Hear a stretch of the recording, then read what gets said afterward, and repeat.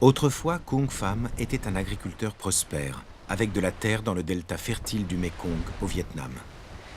Aujourd'hui, Pham vit d'une simple pension versée par ses enfants. Et sa ferme, elle est là-bas, sous les eaux, à 1 kilomètre environ au large de cette plage.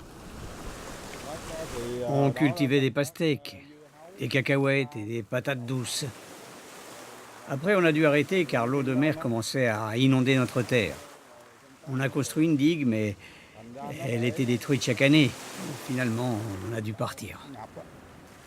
Ils sont déjà des milliers d'agriculteurs côtiers à avoir perdu leurs terres et leurs revenus. Et aujourd'hui, la montée du niveau de la mer en menace encore davantage en amont. Pendant la saison sèche, l'eau de mer salée monte facilement à l'intérieur des terres, contaminant les canaux d'irrigation d'eau douce et menaçant la principale culture d'exportation du Vietnam, le riz. Le changement climatique a eu un impact sérieux sur l'économie de la province, et en particulier sur la production de riz. Les eaux salines montent désormais chaque année dans les terres, d'où une diminution de la production. À 60 km en amont, Bin Tak, agriculteur, n'aurait jamais pu imaginer que l'eau de mer puisse infiltrer ses canaux d'irrigation. Pourtant, aujourd'hui, elle est en train de tuer ses cultures. Pour cette saison, sa récolte habituelle devrait être réduite de moitié. Je suis allé au canal et j'ai goûté l'eau, comme je viens de le faire.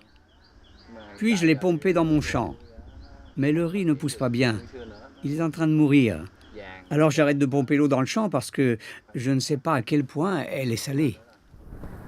Les agriculteurs ont désespérément besoin d'informations et d'idées pour les aider à s'adapter au changement climatique. Et pour la première fois, il se pourrait bien qu'ils reçoivent l'aide qu'ils recherchent. Au cours des 6 prochaines années, le Fonds international de développement agricole des Nations Unies, en collaboration avec le gouvernement vietnamien, va investir 50 millions de dollars des États-Unis dans des activités comme le suivi et la prévision du taux de salinité, l'amélioration des canaux d'irrigation et des digues, et l'aide aux agriculteurs pour trouver des sources alternatives de revenus, par exemple d'autres cultures que le riz.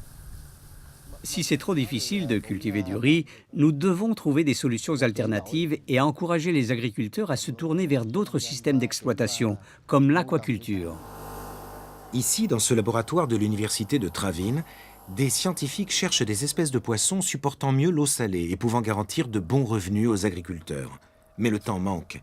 La hausse des températures multiplie les ravages et les maladies des cultures.